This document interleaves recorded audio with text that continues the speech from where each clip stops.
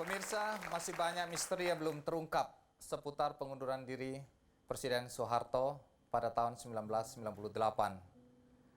Banyak cerita yang menjadikan rumors, tapi salah satu saksi sejarah yang dekat dengan Pak Harto, yaitu Baharudin Yusuf Habibie, menerbitkan sebuah buku, dan buku ini menjadi istimewa. Judulnya adalah Detik-Detik yang Menentukan. Dan yang menarik adalah setelah 6 tahun buku ini baru terbit dan mengungkapkan banyak hal. Pemirsa, yang menarik adalah bagaimana kita menyaksikan nanti detik-detik yang menentukan.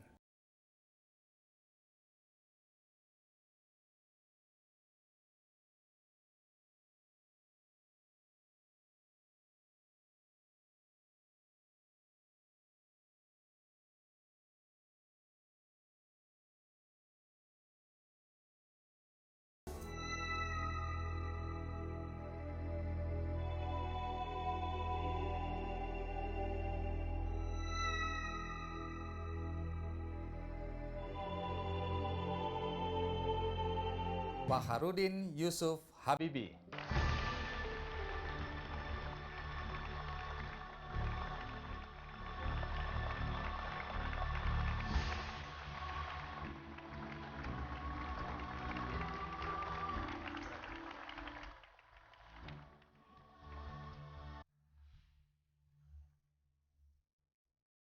Pak Habibie, di halaman 300 buku Anda menulis bahwa sejak diangkat menjadi presiden, menggantikan Pak Harto, artinya 6 tahun lamanya sampai saat ini, Pak Harto belum juga mau bertemu dengan Anda. Upaya sudah Anda lakukan untuk bertemu. Bisa Anda ceritakan, apakah itu benar? Benar. Mengapa Pak Harto sampai sekarang belum juga mau menerima Anda? Yang bisa menjawab pertanyaan itu ada satu orang, Pak Harto. Tapi ada 3 hal yang kemudian beredar di masyarakat yang menjadikan pemikiran mengapa Pak Harto tidak mau menerima atau bertemu dengan Habibie. Pertama, karena Anda selama menjadi wakil presiden tidak mengakomodasi kepentingan anak-anak Pak Harto. Analisa kedua adalah pada saat menyusun menteri-menteri di dalam kabinet, ada 14 menteri yang kemudian tanda kutip mbalelo, menolak untuk masuk dalam kabinet, tapi sebelum itu mereka menghubungi Anda, sehingga bisa diduga bahwa itu adalah konspirasi antara Anda dan para menteri untuk menggulingkan Pak Harto. Dan yang terakhir adalah bahwa karena Anda tidak mau mundur bersama-sama Pak Harto pada saat Pak Harto mundur. Di antara ketiga ini mana yang paling mendekati kebenaran menurut perasaan Anda? Menjawab pertanyaan pertama bahwa saya tidak mengakomodir putra-putra Pak Harto, itu tidak benar. Karena selama saya membantu sebagai seorang menteri dan sebelumnya penasehat dari Presiden Republik Indonesia, dan itu seperempat abad lamanya, tidak pernah saya alami permintaan atau penugasan dari Pak Harto kepada saya untuk melaksanakan sesuatu yang sekarang dinamakan KKN. Jadi Tidak pernah. alasan pertama gugur. Gugur. Alasan kedua, Waktu menjadi wakil presiden, kedudukannya 2. Satu sebagai wakil presiden yang dipilih sesuai ketetapan MPR dan Undang-Undang Dasar yang berlaku. Di mana antara lain yang penting, saya membuat kontrak. Kalau presiden berhalangan, maka saya berkewajiban untuk melanjutkan tugas perjuangan bangsa Indonesia yang tercantum dalam ketetapan-ketetapan MPR. Yang menarik Pak Ya, Habibie. sekarang yang kedua. Karena saya tadi itu pertanyaan ketiga. Ya, yang kedua.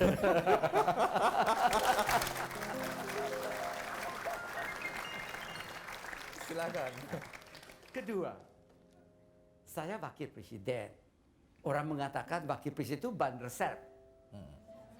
Ban, ban serep. Ban serep. Jadi selama jalannya baik ya udahlah, kita standby aman. Nah, tapi kalau terjadi sesuatu Bannya kempes, terpaksa diganti. harus diganti. Ban serep namanya ya. Nah sekarang, tetapi kebetulan Anda harus tahu mekanisme dari Orde Baru. Ini penting diketahui oleh rakyat. Orde Baru itu dipimpin oleh dua. Satu presiden terpilih yang menjadi ya pimpinan dari eksekutif dari pemerintah. Yang satu adalah koordinator atau ketua harian dari, kalau di dalam sistem parlementer, dari dalam hal ini fraksi-fraksi yang bersatu sehingga memiliki suara yang lebih dari 50%. Artinya apa ini? Artinya bahwa koordinator dan ketua harian dari keluarga besar Golkar yang terdiri dari 3 fraksi itu harus secara reguler berunding dengan presiden terpilih. Orang udah nggak sabar, Pak Habibie ini mau ngomong apa sih sebenarnya? Mau ngomong memperlihatkan bahwa saya itu dalam keadaan kritis tersebut, saya itu tidak sebagai wakil presiden, sebagai koordinator dari keluarga besar Golkar berkewajiban untuk menyampaikan aspirasi rakyat melalui fraksinya kepada presiden terpilih. Baik, Dan di sini ada masalahnya. Menteri Ekonomi rapat dan dalam hal itu mereka telah memutuskan Pak untuk Habibie, tidak duduk. ini bagian yang menarik, tapi kita stop dulu. Nanti kita akan lanjutkan karena kita harus break.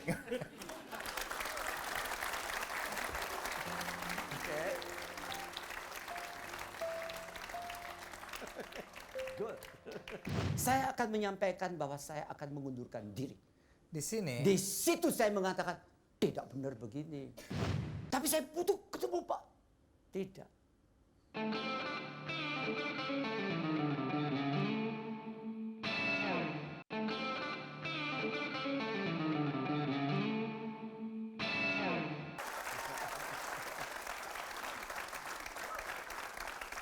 ya, jadi berkaitan dengan 14 menteri yang dianggap berkonspirasi dengan Pak Habibie, bagaimana menjelaskannya?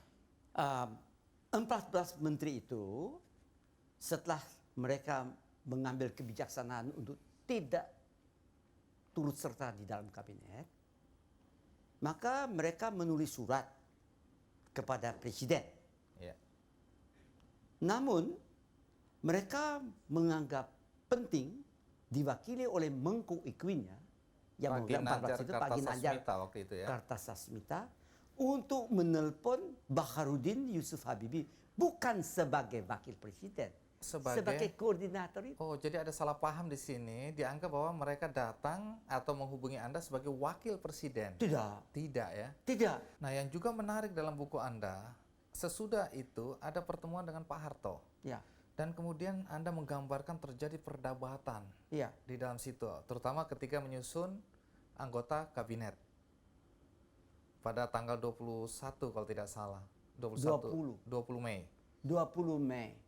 Karena besoknya tanggal 21. Saya hanya mengetes ingatan Pak Habibie.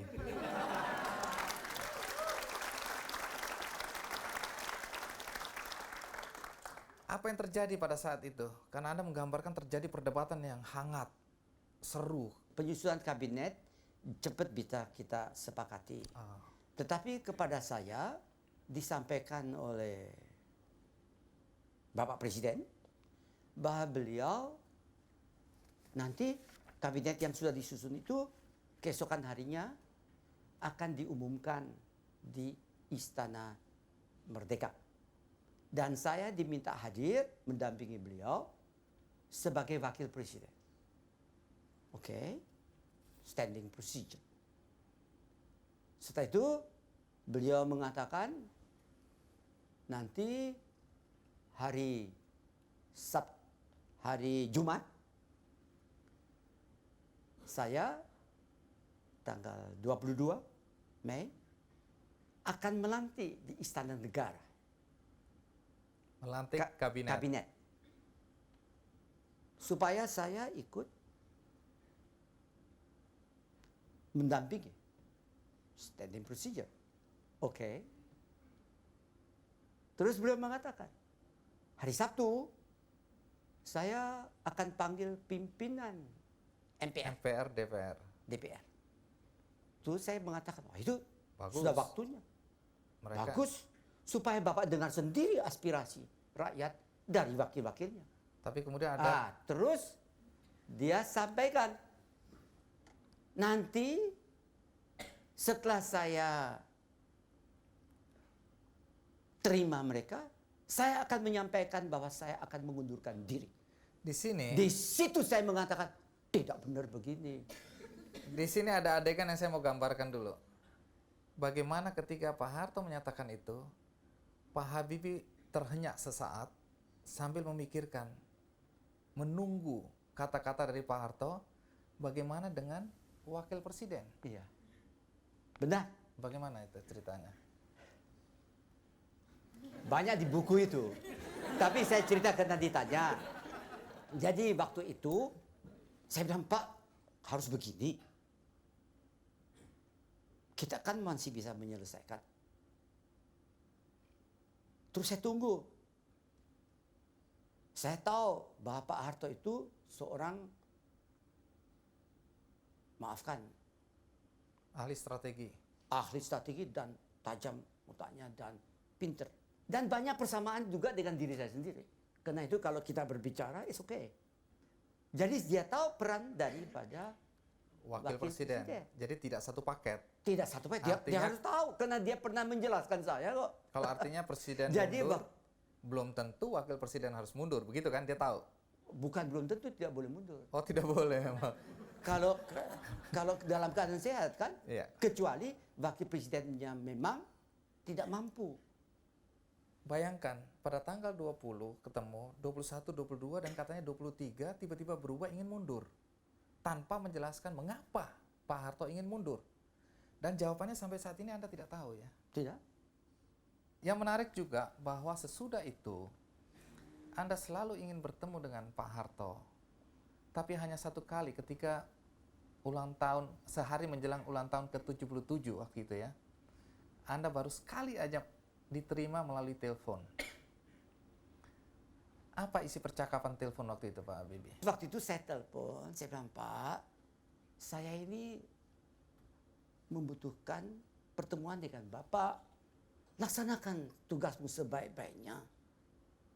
Nah, dan dalam hal itu, tapi saya butuh ketemu Pak. Tidak. Kita ketemu secara batin saja. Baik. Dan beliau mengatakan, sudah, saya sudah tua, hanya bisa mengantar sampai sini saja. Laksanakan tugasnya. Jadi, hubungan saya dengan pribadi dengan Pak Harto tidak Tidak pernah ada masalah. ada sesuatu yang kerikil atau tidak ada. Dan saya juga, maafkan, bukan apa-apa, itu normal.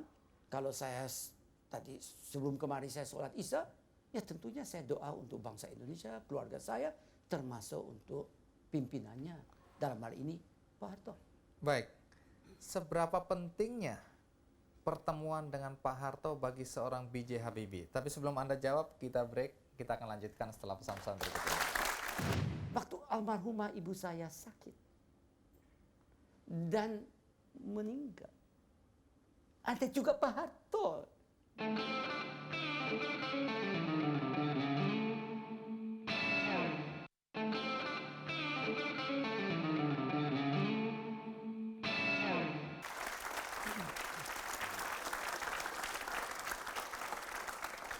Pak Habibie, seberapa pentingnya bagi Anda untuk bertemu Pak Harto? Soalnya begini, ayah saya tahun 50 meninggal tiba-tiba di Makassar waktu sedang memimpin sholat Isya. Dia imam. Dia mengatakan Allahu Akbar, meninggal di situ. Yang menutup mata ayah saya dan memanjatkan doa. Dan setelah itu mempersiapkan pemakaman dan sebagainya adalah seorang muda yang ramah, yang ganteng dan terbuka, namanya Letnan Kolonel Soeharto. Dan bukan itu saja. Waktu almarhumah ibu saya sakit dan meninggal, ada juga Pak Harto yang membereskan, membantu.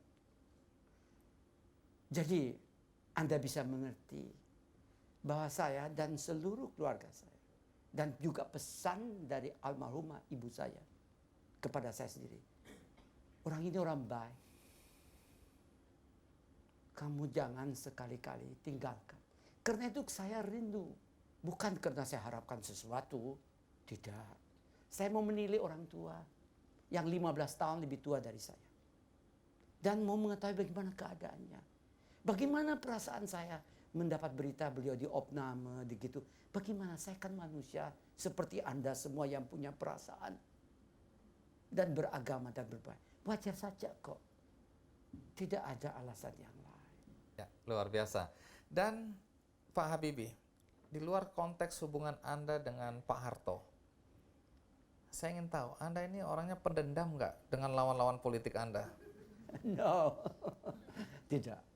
Baik, kita lihat dulu ada Barisan Nasional Ya.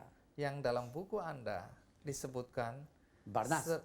Barnas sering melecehkan Anda, mengkritisi Anda, kemudian membunuh karakter Anda dengan ucapan-ucapannya. Coba kita simak sebelum kita tanya jawab. Secara pribadi tidak ada masalah. Ini masalah bagaimana kita memanage negara. Yang diminta sama mahasiswa dan rakyat itu kan keseluruhan daripada rezim itu kan harus diganti. Bahkan Partai Golkar pun pada waktu itu diminta untuk dibuat. Tapi kita tidak berhasil. Kita tidak setuju bahwa Habibie meneruskan politik Soeharto. Orang yang terlalu dekat sama Soeharto, kebetulan Soeharto menghendaki Habibie meneruskan pimpinan sebagai presiden. Itulah kita tulis beberapa surat kepada Habibie agar supaya dia berhentilah. Bagaimana hubungan Anda dengan Pak Kemal Idris dan teman-teman? Baik, tidak ada masalah. Soalnya begini, kalau orang kritik saya, dia maki-maki saya, dia punya hak. Kenapa dia nggak boleh memiliki pendapat? Dan jangan langsung saya pukul dia, yang benar aja dong. Pertama kali saya memukul, saya kalah karena dia lebih kuat. Satu. Tapi tidak, saya harus buktikan. Bukan dengan ngomong, dengan bekerja keras bahwa dia nggak benar. Tapi kalau Anda tulis di dalam buku ini bahwa Barnas itu penuh prasangka dan selalu melakukan pembunuhan karakter ini di halaman 150, Ya, memang begitu. itu yang Anda Jadi rasakan tidak, saat itu? bukan rasakan, tapi itu yang saya catat. Saya kan punya buku harian. Saya catat. Ada juga yang mengatakan kok jauh-jauh.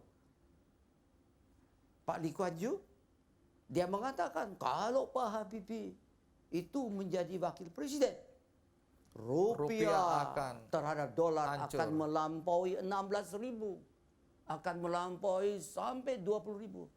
Jadi jangan diajak, begitu kan? Iya. Tapi Nah, belakangan tetapi saya dalam hal itu tidak terus berdebat. Ngapain? Saya kerja keras untuk membuktikan bahwa dia keliru. akhirnya waktu itu bagaimana? Akhirnya waktu sudah begitu, itu kehebatan dari Pak Lee Kuan Yew. Waktu ternyata saya bisa mengembalikan pertama, itu namanya free fall daripada rupiah, saya stop dan tingkatkan sistematis lagi. Pak Lee Kuan Yew menulis surat yang dititipkan melalui Menteri Tan Lee Abeng kepada saya, dan dia katakan, Pak Habibie, ternyata saya keliru. Itu sportif.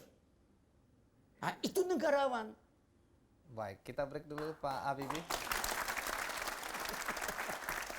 Oke. Anda ini presiden apa? Naif. Saya jawabnya, masa bodoh. Saya tidak bisa mendapatkan beasiswa. Bukan karena goblok.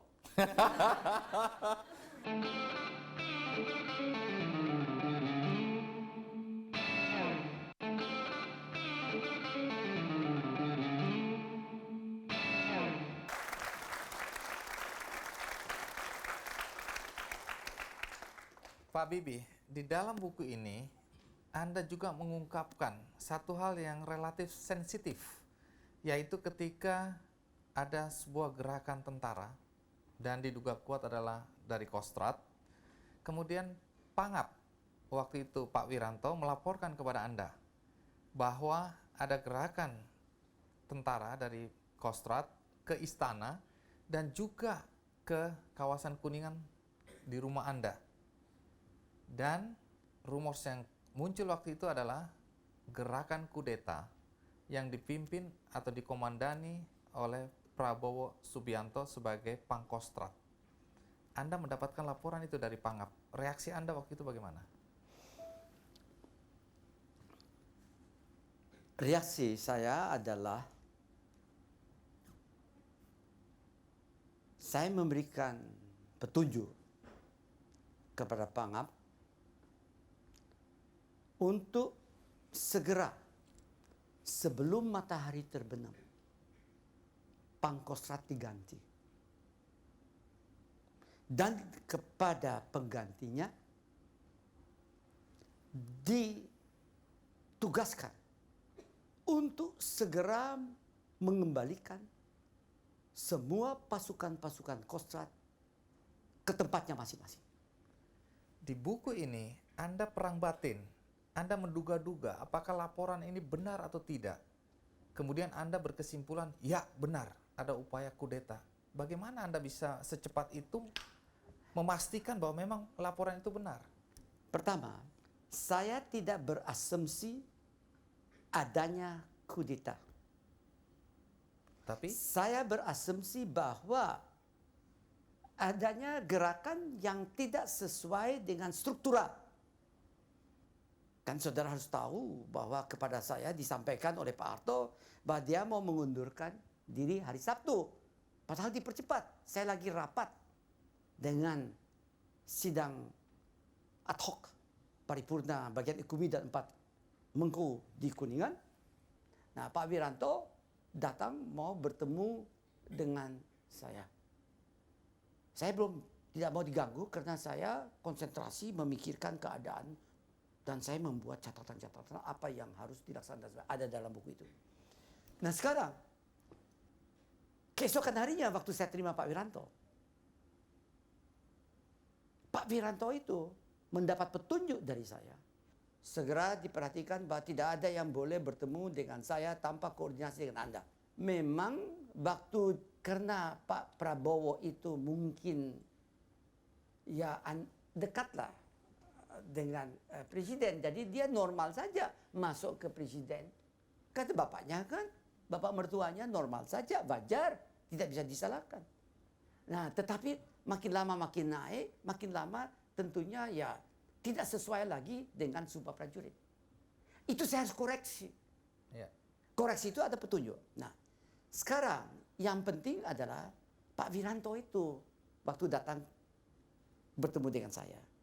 Pagi-pagi, dia belum melaporkan, dia bilang, Pak saya mau laporkan sama Bapak, saya mendapat kepres. Mengapa? Kalau keadaannya membutuhkan misalnya terjadi chaos. Maka beliau dengan kepres itu bisa bertindak untuk mengamankan bangsa. Seperti Super Semar. Seperti Super Semar. Terus Anda bilang apa? Saya bilang pertama, saya terkesan orang ini jujur. Mengapa begitu? Karena waktu saya Menteri Riset dan Teknologi sedang sholat id di Masjid Masjid Istiqlal? Istiqlal, saya duduk itu dengan para menteri, sambil tunggu Pak Harto, ada seorang muda pakai batik, datang dari belakang. Dia bilang, Pak Habibie, saya Wiranto. Saya lihat, Wiranto siapa ya? Karena bekas ajudan Bapak. Oh ya, di mana Anda sekarang? Oh, saya kepala staf dari Pak Hendro di sini. Iya, Jakarta. Jakarta. Ada apa sih Pak? Pak, saya sangat terkesan dengan Bapak mendirikan ICMI. Saya tidak tahu nasib saya bagaimana. Kalau nanti Pak, saya ya harus berhenti atau apa saja terjadi, saya bisa ikut membantu, membesarkan, melaksanakan tugas itu. Oh, by all means. Itu waktu menghadapi sholat Id. It's okay. Itu saya tidak lupa. Terkesan sekali ya. Sangat terkesan. Nah, berdasarkan itu kesimpulan saya ini, jenderal ini Orang baik. orang baik.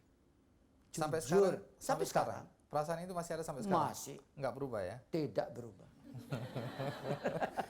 Pak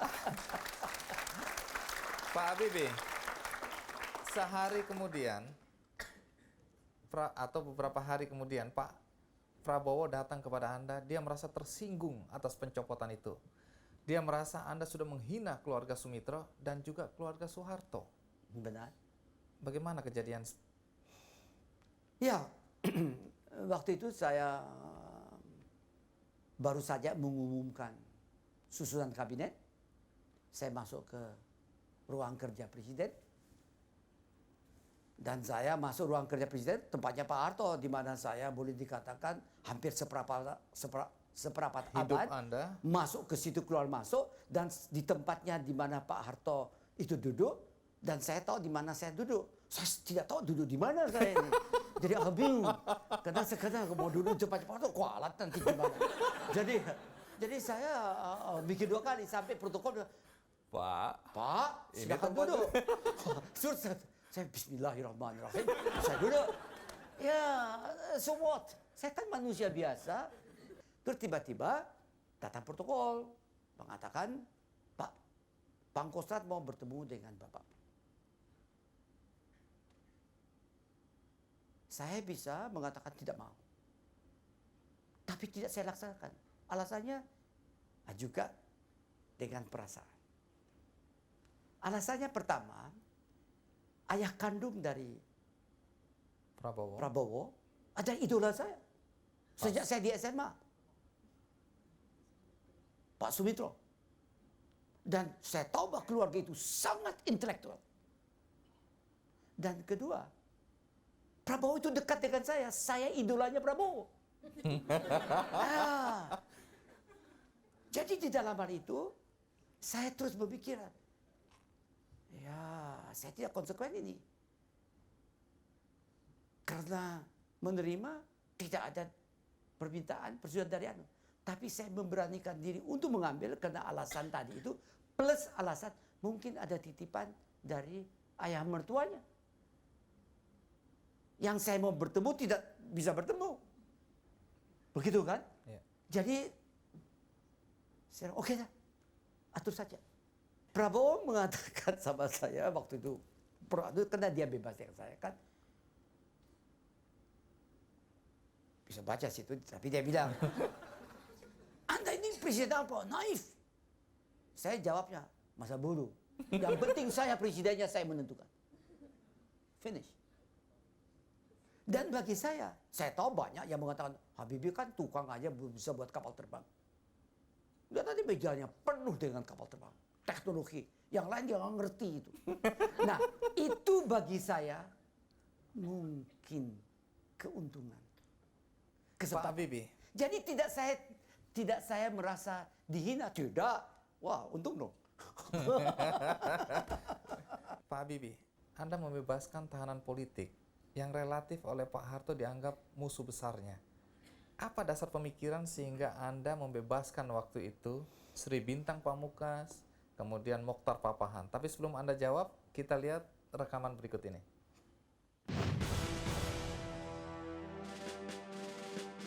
Memang yang membuat keputusan presiden itu adalah Pak Habibie karena beliau adalah presiden. Saya kira setiap presiden juga bisa membuat keputusan yang sama.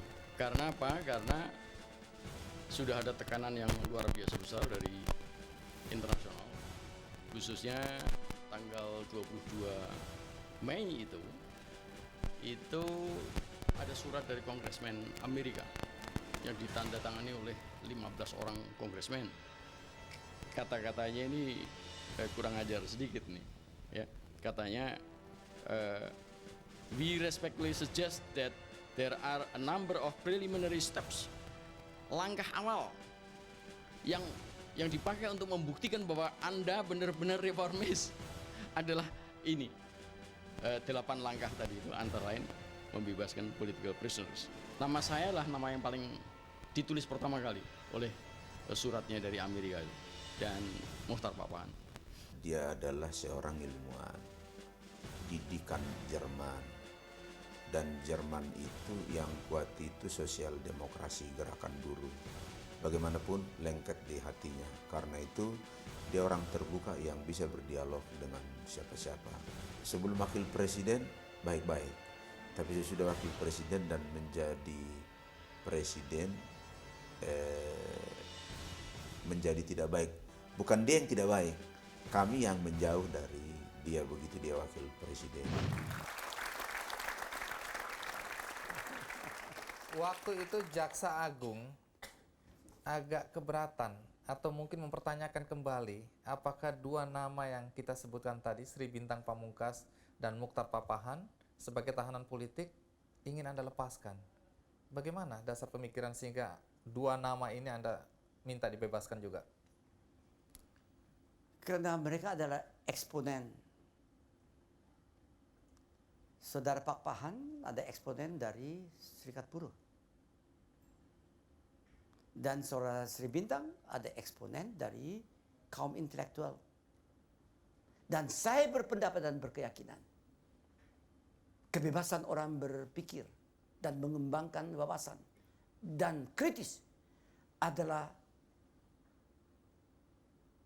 awal dari mulainya proses, boleh dikatakan, peningkatan produktivitas. Baik, kita akan lanjutkan setelah pesan-pesan berikut ini.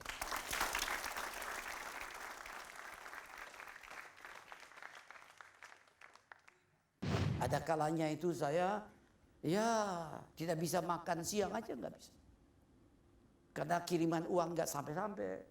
Kalau ada yang meminta Anda untuk mencalonkan kembali diri Anda menjadi presiden, bersediakah?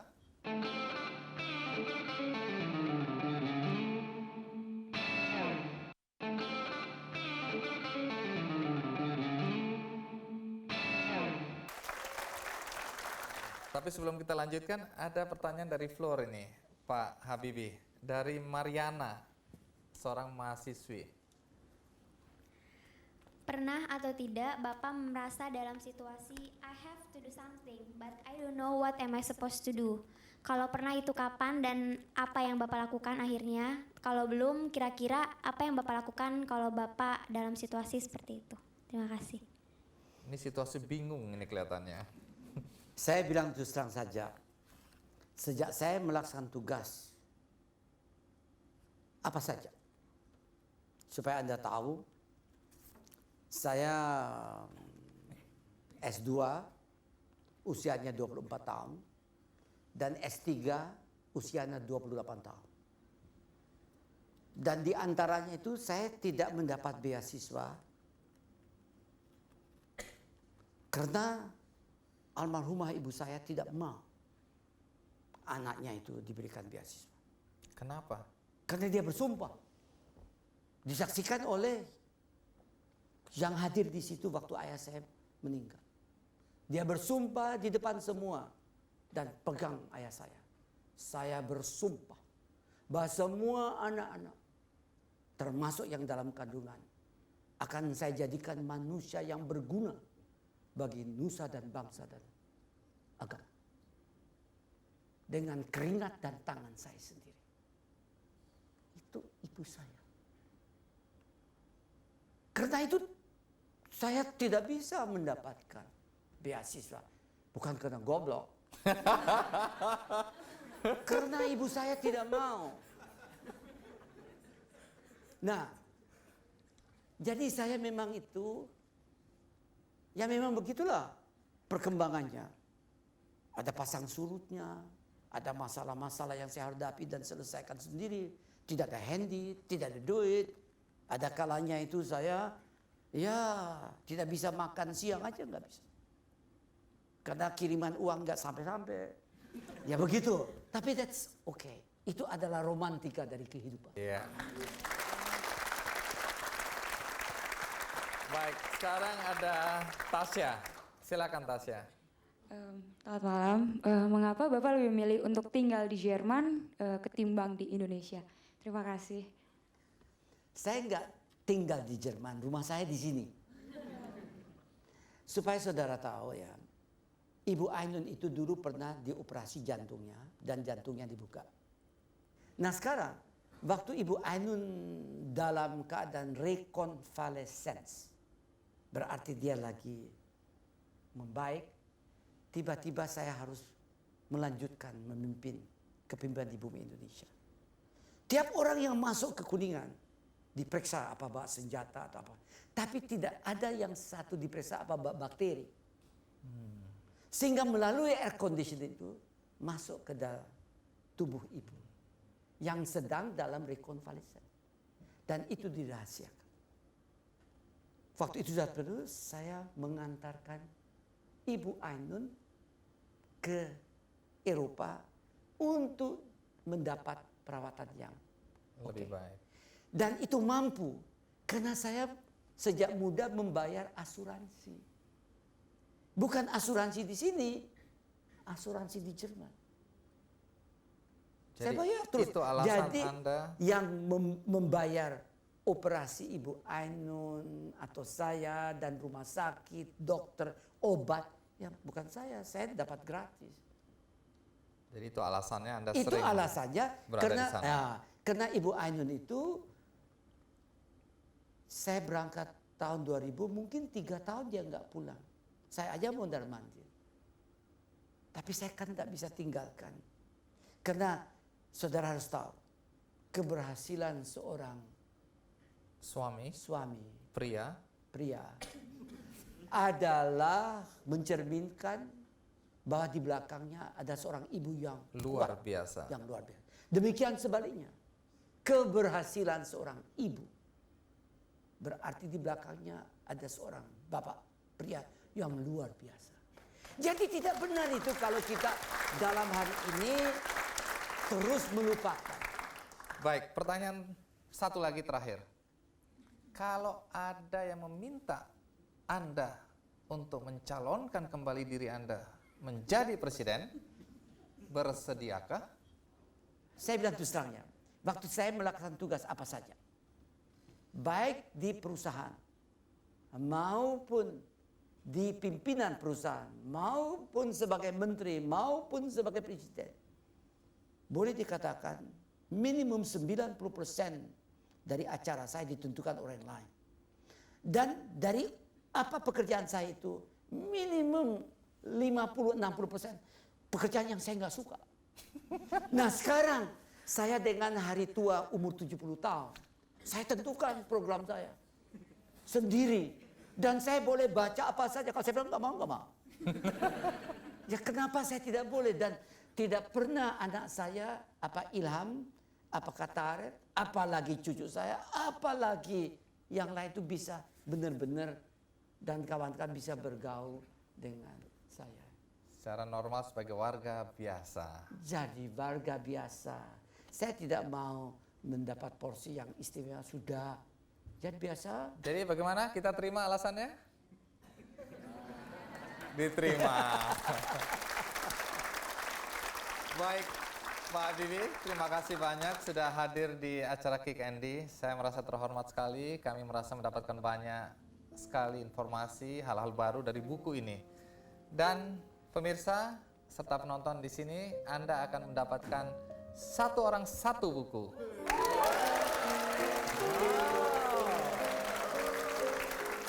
That is surprise. Dan bagi Anda yang di rumah, jangan juga khawatir. Karena masih ada peluang untuk mendapatkan dengan masuk di website Kick Andy. Anda akses, daftarkan diri Anda, maka ada 30 buku yang kami sediakan untuk diundi. Mudah-mudahan Anda yang beruntung. Dan Pak Habibie, di akhir acara kami ingin memberikan kenang-kenangan buat Anda. Iya.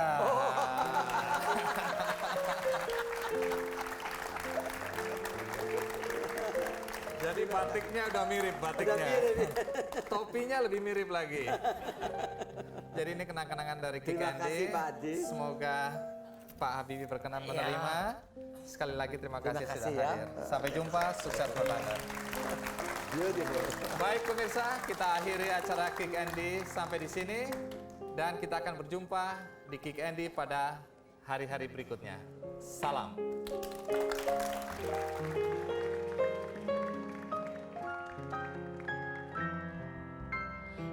Hampir malam di Jogja ketika keretaku tiba. Remang-remang cuaca, terkejut aku tiba.